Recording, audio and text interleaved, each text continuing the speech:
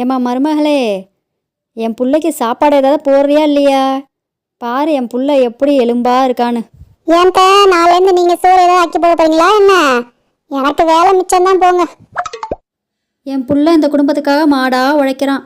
அவனுக்கு ஏதாவது வாய்க்கு ருசியாக ஆக்கி போட்டோன்னு இருக்கியா நீனு? என்ன தப்பு சொல்லிட்டீங்க?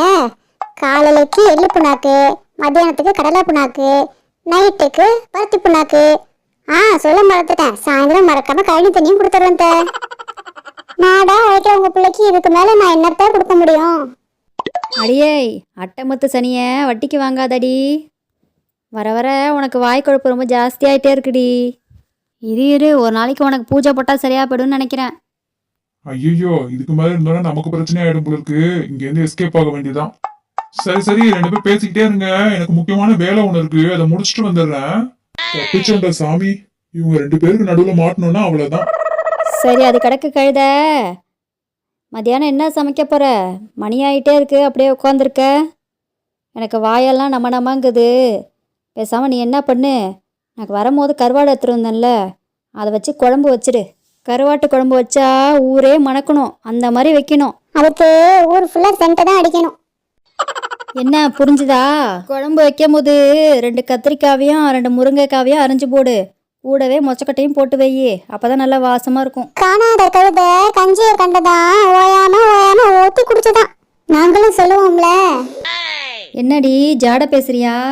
சேச்சா, ஜாடையெல்லாம் பேசல, நேரடியா தான் சொல்றேன். ஒன்னாத சாமி ஒதுங்கி நிற்குதான், பொடக்காளி சாமி பொங்குலியுங்குதாம்மா. நான் அப்பப்போ இந்த வீட்டுக்கு வராமல் விட்டது உனக்கு ரொம்ப தான் துளிர் விட்டு போச்சுன்னு நினைக்கிறேன்.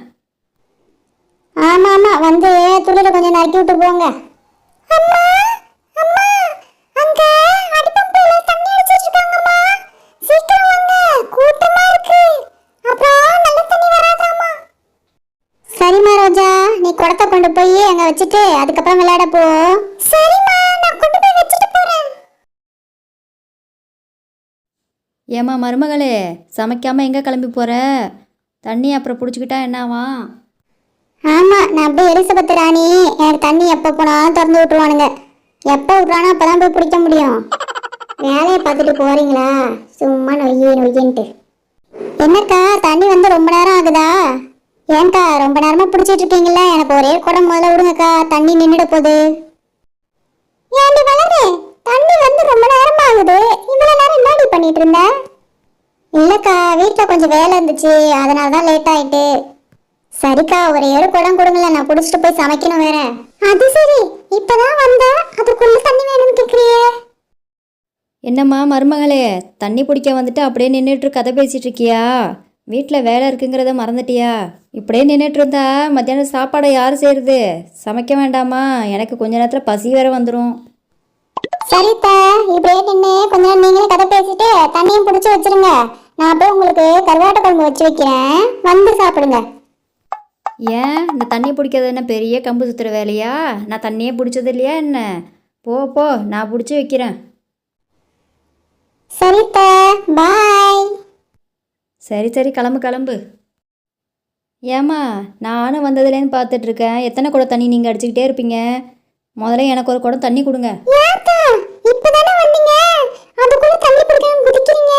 வீட்டுக்கு போய் என்ன பண்ண போறீங்க? சும்மா தானே உட்காந்துருக்க போறீங்க. நாங்க எவ்வளவு நேரமா உட்காந்துருக்கோம். ஏய், என்னை பார்த்தா என்ன உனக்கு வயசான கிளவி மாதிரியா தெரியுது? ஒழுங்கு மரியாதை பேசு, சொல்லிட்டேன். நானே இப்பதான் ஒத்த குடத்தை பிடிச்சிட்டு 2வது குடத்தை வச்சிருக்கேன், அதுக்குள்ள தண்ணி வேணுமா? வந்துட்டாங்க அங்கேருந்து. வித்தார கள்ளி விறகடிக்க போனாலாம் கத்தாழ முள்ளு கொத்தோட தச்சுதாமா. ஏக்கா, இது சரிப்பட்டு வராது போல இருக்குக்கா. போய் பேசாம வளர்கிட்ட சொல்லுவோம், அப்பதான் இது அடங்கும். ஏமா, ஏன் எல்லாட்டும் வந்து ரொம்ப எடுத்துட்டு இருக்கா? சும்மா இருக்க மாட்டியா? ஏமா, அவள்கிட்ட தண்ணியை கொடுத்து அனுப்புமா, இல்லைன்னா நின்றுட்டு ரொம்ப எடுத்துட்டு இருப்பா. இங்க பாருங்கம்மா, உங்களுக்கு எவ்வளவு தண்ணி வேணுமோ எடுத்துட்டு போங்க. மிச்சம் தண்ணி இருந்தா நாங்க பிடிச்சுக்கிறோம், இல்லைன்னா பேசாம கிடக்குறோம். முதல்ல இந்த இடத்த விட்டு காலி பண்ணுங்க. அப்படி வா வழிக்கு. ஆடுற மாட்டை ஆடி தான் கறக்கணும், பாடுற மாட்டை பாடி தான் கறக்கணும். ஐயா பாட்டி, போதும் பாட்டி, வீட்டுக்கு வாங்க. இங்க நின்று சண்டை போடாதீங்க, எனக்கு ஒரே அசிங்கமா இருக்கு.